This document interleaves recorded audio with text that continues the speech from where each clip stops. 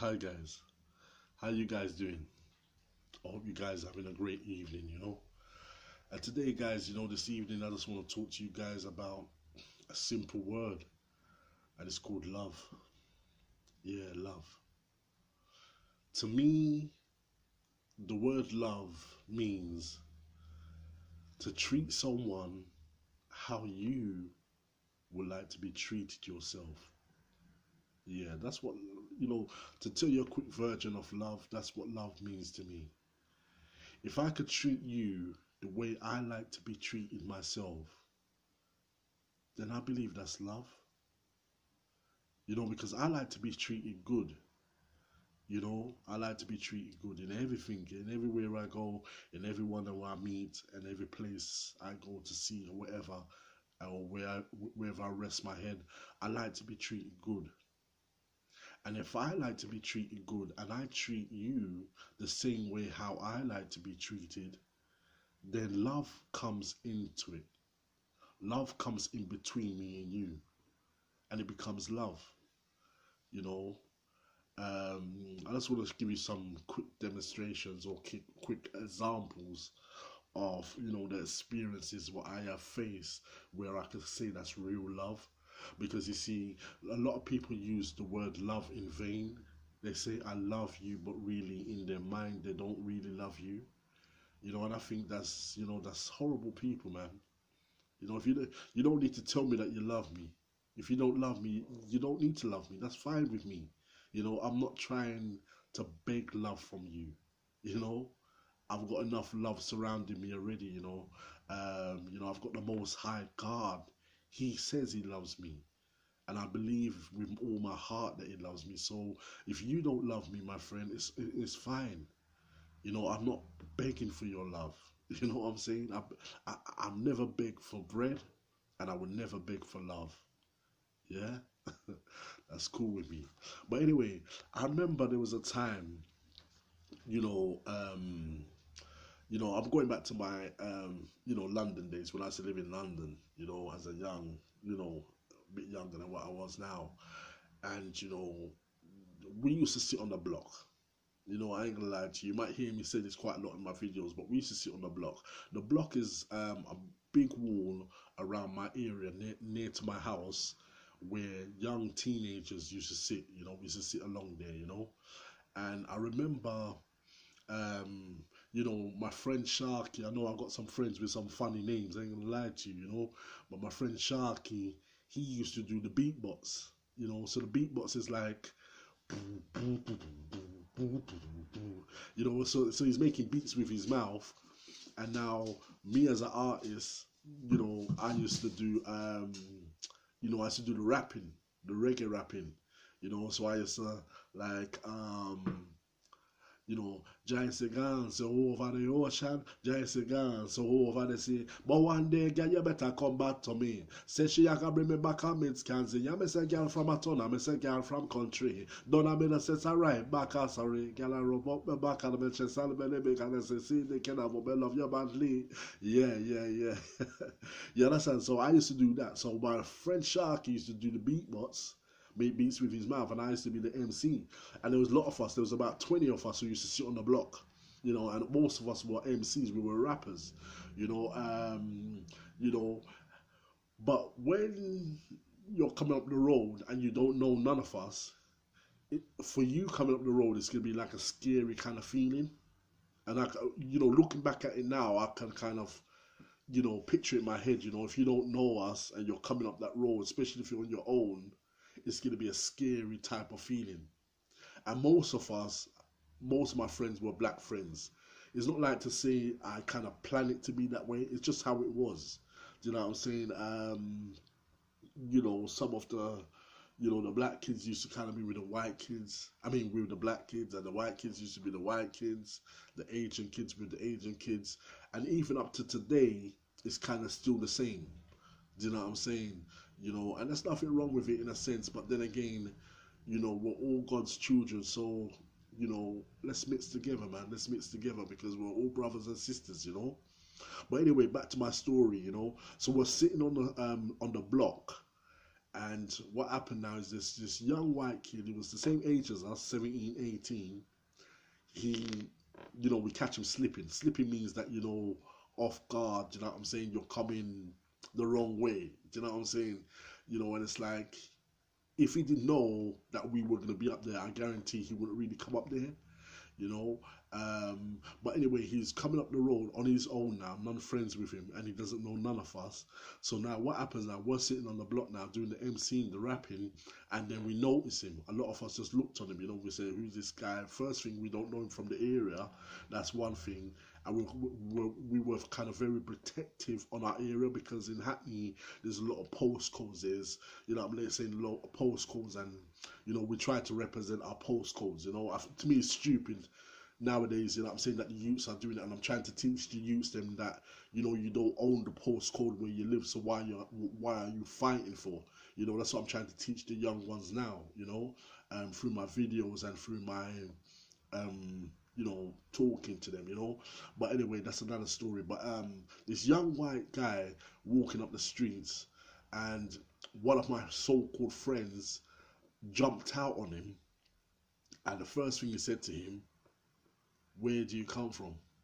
And I could see in the white guy's eyes, I don't like to call him white guy all the time, but it was a white guy. I could see that he was very scared, And then the next thing, my so-called friend, said to him, give him his mobile phone.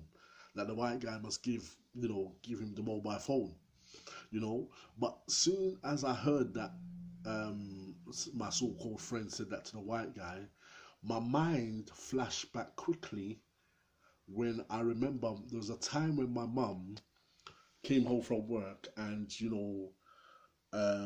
got into her apron and everything, and she got in the kitchen, and she was making so much Jamaican patties.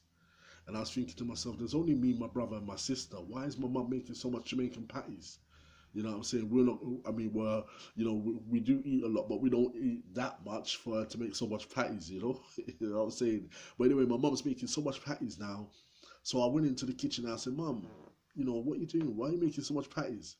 And she said, "No, Nathan, it's for the kids, for the kids, and they promised the kids, And I thought, oh, it must be about 1, 2 kids around the area. But after she finished making the patties, I see my mum call all the kids. And when I mean there was about 20 to 30 kids coming around my house. And my mum was just giving out all patties to the kids, and the thing about it, normally I would have got involved straight away. I would have got involved, get a patty for myself and everything. But I remember that particular day, sometimes in life, sometimes you have to step aside, look and observe and see what's happening in front of you. Because if you take a moment and see what's happening in front of you, it'd be a lesson what you will learn for the rest of your life. It'd be something what you will learn and carry in your heart for the rest of your life. And I'm so glad today that I could tell you that what I learned from my mum is something what I kicked back and stayed on the side, didn't get involved, and just learned, and I carried that with me for the rest of my life.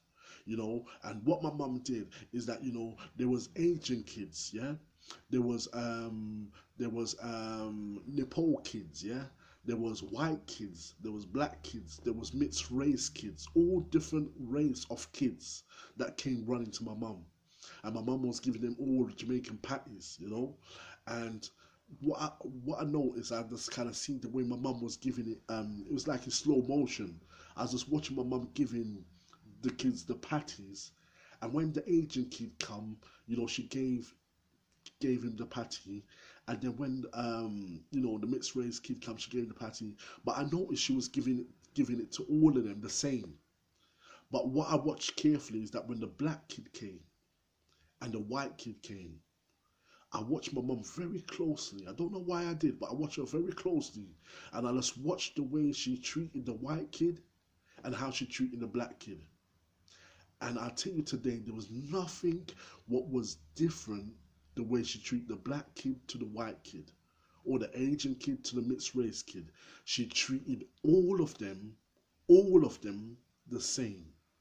And that's something what I learned from, I don't know how old I was, I think I was about I think I was about maybe 17, 18, 19, 20 years old. I think I was, yeah.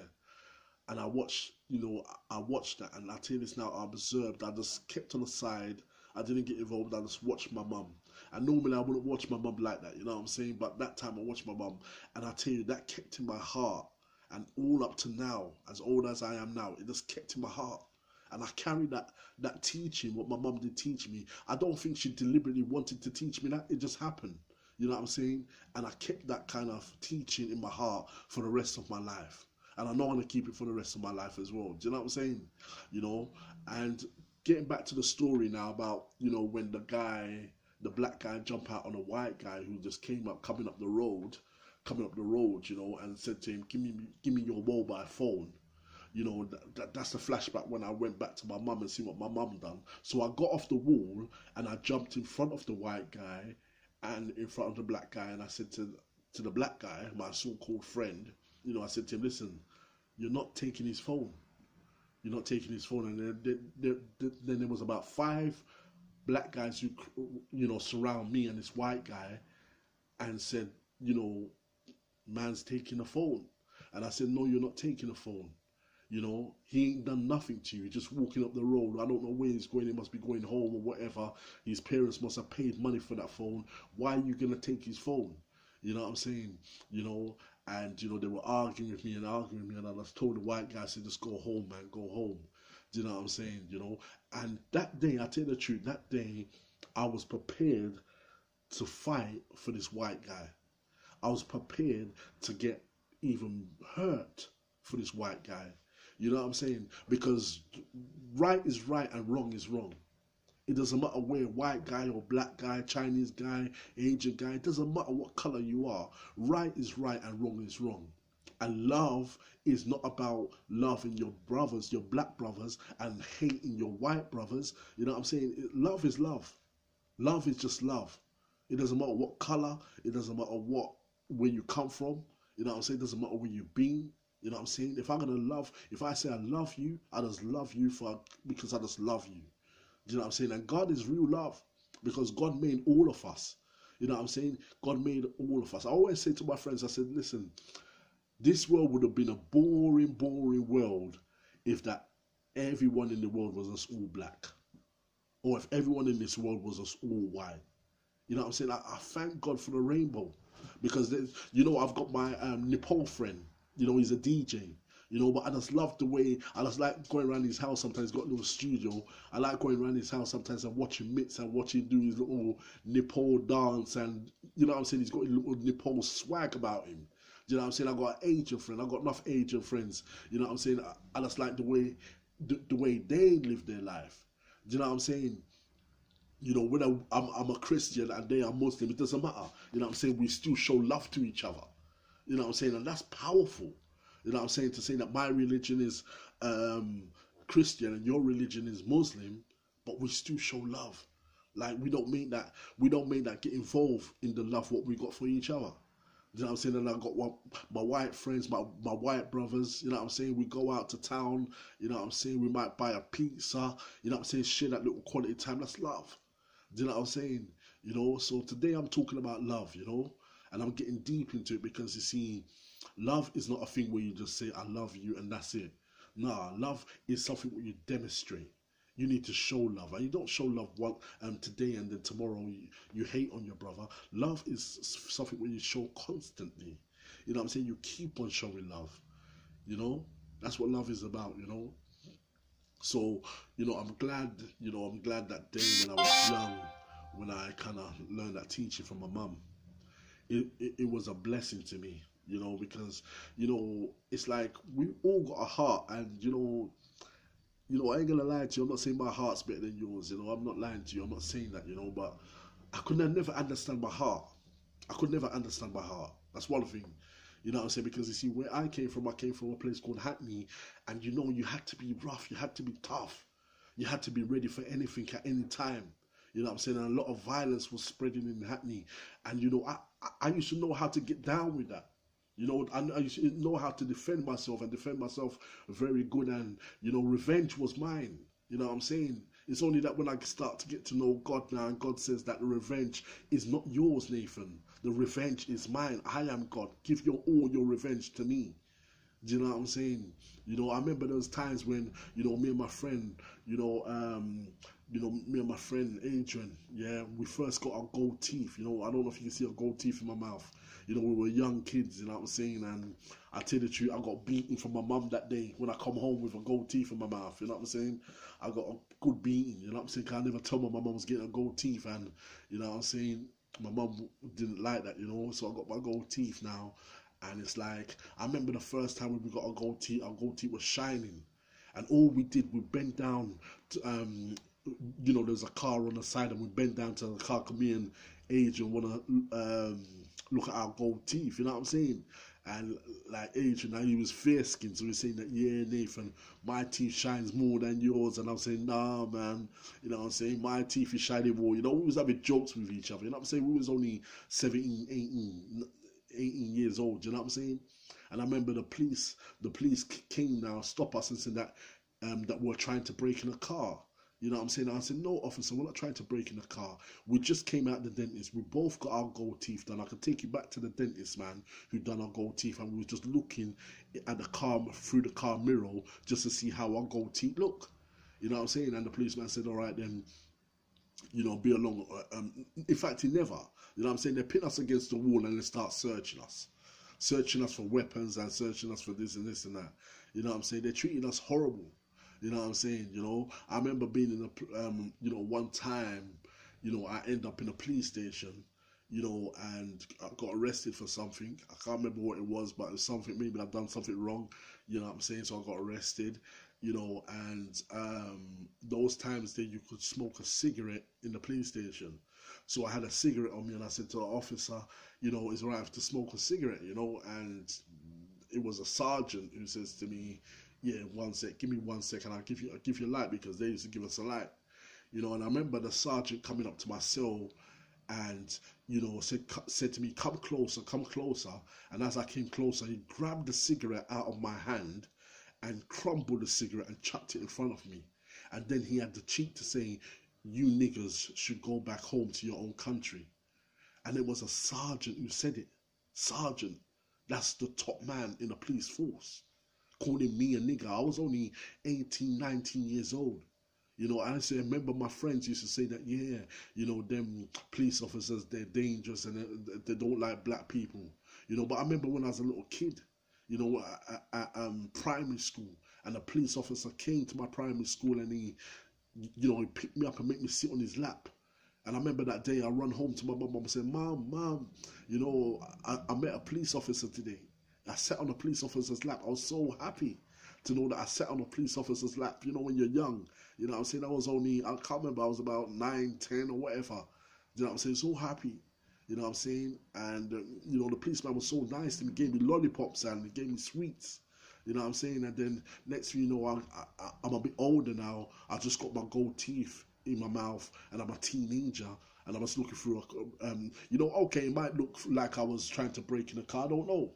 You know what I'm saying? But at least when you stop me and you ask me and I tell you what I was exactly doing, you should believe me. Or if you don't believe me, take me back to the dentist and confirm with the dentist man, did I just got my gold teeth? The dentist man would have said, look, he just got his gold teeth.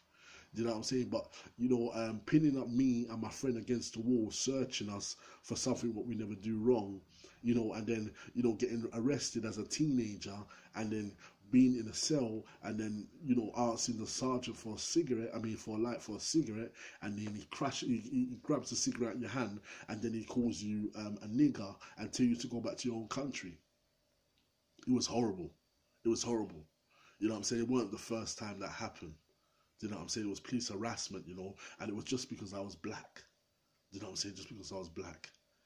So when I first got to know God, you know what I'm saying? I tell you the truth, I had hate on my mind. I didn't like police. I hated them. You know what I'm saying? I don't know how much I hated them, but I really did hate them. You know what I'm saying? But as I kept on going to the church and keep on get to know about God, and God says, surrender all to me. All. And the biggest problem what I had to surrender was, was the police. because I had so much, a few bad experiences with them. Not because of, what I'm saying, crime or nothing. It was just because of the color of my skin. You know what I'm saying? Me and my friends would walk down the road and do nothing wrong. And the police would just stop us and search us. You know what I'm saying? And push us around and, sometimes beat up my friends. You know what I'm saying? Some of my friends got beaten up by the police, You know what I'm saying? And I found it hard to love. I loved everyone else. You know what I'm saying? I didn't have no problems with color. You know what I'm saying? Black, white, it didn't matter to me. But when it came to the police, I couldn't love them. For a long time, I couldn't love them. In fact, I hated them.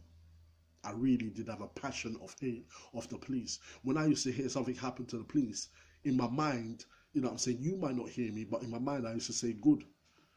Good that happened to them. You know what I'm saying? But you see, the grace of God, when you get to know God, you see, I kept on coming to the church. And I kept on coming to the church and learning about the word of God.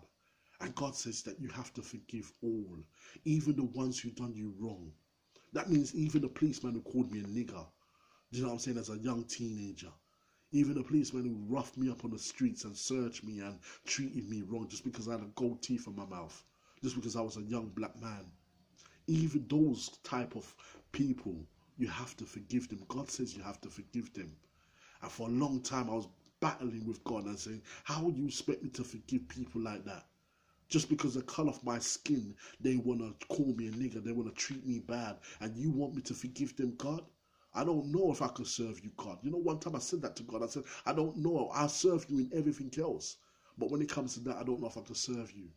But as time went on, and I listened to the pastor, you know what I'm saying? I listened to the pastor, and kept on going to the church. The first church I came to when I moved into Reading was Christ Church. Christ Church was down Witness Street, and it was Father David. Father David. And I remember, the first time I went into that church, I ain't gonna lie to you, it was me and a little guy called Nick. Nick was a little white guy, he was one of my first friends who I met in Reading.